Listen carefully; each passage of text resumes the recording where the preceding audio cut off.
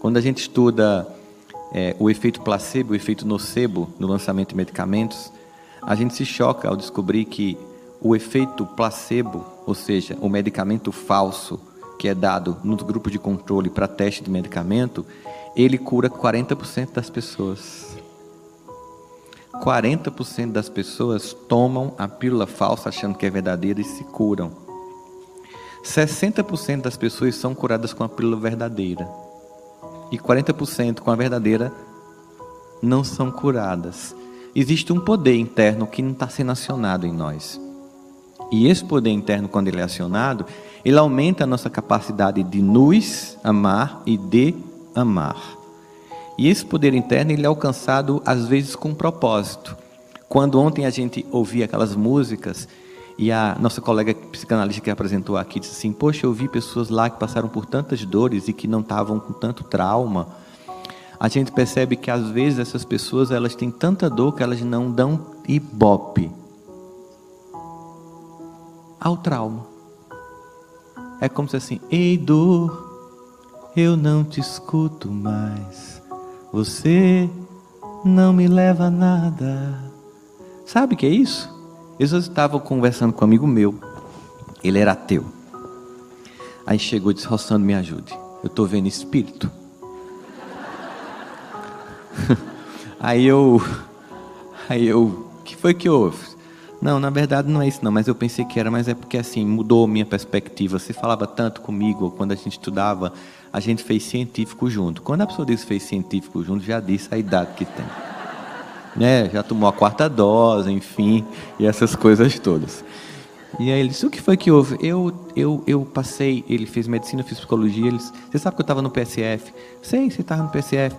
E aí eu estava numa cidadezinha de 5 mil habitantes e tinha 2 PSFs. E tinha uma paciente que chegou com perto de 30 anos e 6 filhos. E quando eu fui fazer o exame, ela estava com câncer muito avançado. Mas era muito avançado mesmo. E como eu estava iniciando minha vida profissional, eu fiquei muito constrangido de dizer aquilo. Ainda queria a confirmação de um colega, levei para o outro PSF do outro amigo. Ele olhou, confirmou comigo. A gente pediu essa paciente para no outro dia do diagnóstico, porque a gente queria ainda levar para o nosso preceptor, para ele confirmar para a gente. E aí no outro dia eu fui atender a paciente. Isso faz uns 3 anos, Rossandro. Ah, tá. E o que aconteceu?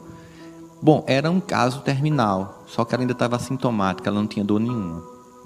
Só que quando eu cheguei para falar com a paciente, ela disse assim: doutor, eu não sou doida, nem sou burra. O senhor levou quase 2 dias para me dizer o que eu tenho. Então o senhor não vai dizer o que eu tenho ainda, primeiro o senhor vai me escutar.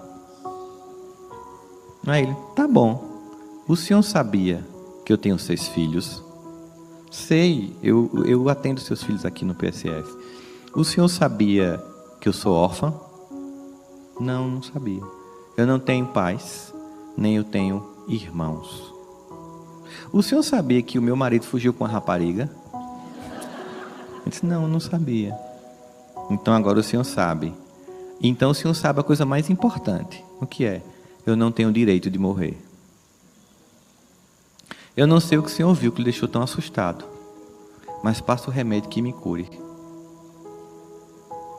E ele disse: Rossandro, eu fiquei sem saber o que dizer, porque não tinha um remédio para curar.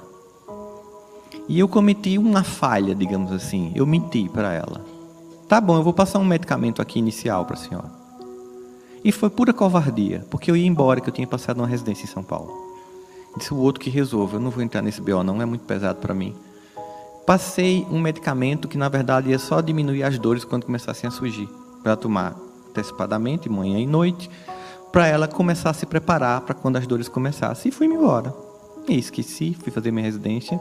E eu fui voltando, eu resolvi visitar a cidade, porque afinal de contas eu estava lá 3 anos depois, fui lá ver o pessoal.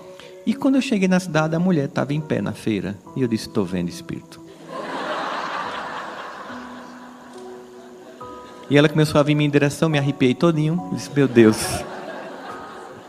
Comecei a me arrepiar, ela chegando perto de mim, até que ela falou comigo, e ela me tocou, eu disse, e eles ainda pegam na gente. E aí uma vizinha chegou com ela junto, falou com ela, disse, então ela também veio ou ela está viva? E eu percebi que ela estava viva, e eu perguntei, você está bem? Tô, doutor, aquele remédio foi uma maravilha que o senhor passou. Aí eu disse, eu posso examinar a senhora? Pode. Eu de tarde estou lá no posto, porque eu vou ver meu amigo, a senhora vai lá? Vou. Aí contou o amigo, disse, ela está viva, está viva. E aí, eles colocou lá o espéculo para ver.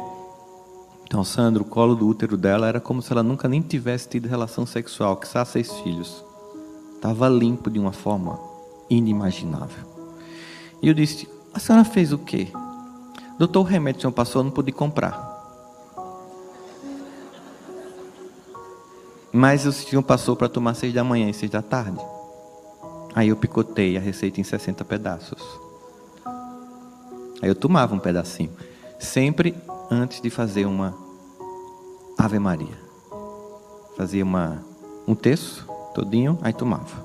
Aí de 6 da noite eu fazia o terço e tomava. Aí depois de 6 meses, aí depois de 1 mês, eu não sei o que o senhor viu, enfim, tô boa, não apareceu nada. Tá perfeito. Quando a gente diz pra gente que a dor não nos define, é porque a gente está dizendo pra gente que existe um Deus que provoca milagres quando a gente se permite ser esse milagre. E que às vezes o milagre, dependendo da nossa história, é nem a cura acontecer, é a própria doença. Porque eu não estou dizendo aqui que se você não conseguiu é porque você não merece. É porque para cada caso existe uma estratégia profilática. Mas o que a gente observa no trabalho no bem é o quanto ele é curativo sobre vários aspectos. É o quanto ele nos dá referências. Quando a gente olha no mundo de hoje, a gente percebe que as referências estão trocadas. As pessoas, elas vivem a partir de padrões que são adoecidos. Se você vai para um trabalho no bem, se você vai para Madagascar, para o Malau, e se você vai para o Amor Sem Dimensões aqui em Campina Grande ou aqui em BH, se você vai, como eu já fui na fronteira com a Venezuela, e você depois acessa seu Instagram para ver a música da Xuxa.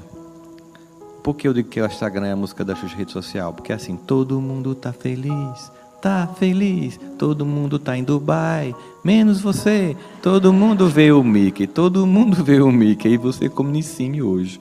Então assim, existe um mundo que prega uma falsidade sobre as pessoas, uma fantasia sobre a vida, gerando um sentimento de desconstrução e desconexão com o sagrado, conosco mesmo, com Deus que é em nós. E existe um mundo das pessoas que não se definem pela dor que passam. E que às vezes esperam que a gente acorde desse torpor de Maya, como diz os hindus, a grande ilusão da matéria, para a gente olhar o mundo na sua essência e poder servir.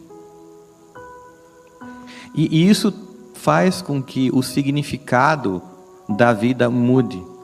Talvez por isso Santo Agostinho, nas suas muitas reflexões, lendo e relendo aquele evangelho salvífico para nós de Jesus, indo e vindo nas noites com velas, com candeeiros, ele tinha chegado à conclusão de que se o homem soubesse como é bom, seria bom por egoísmo.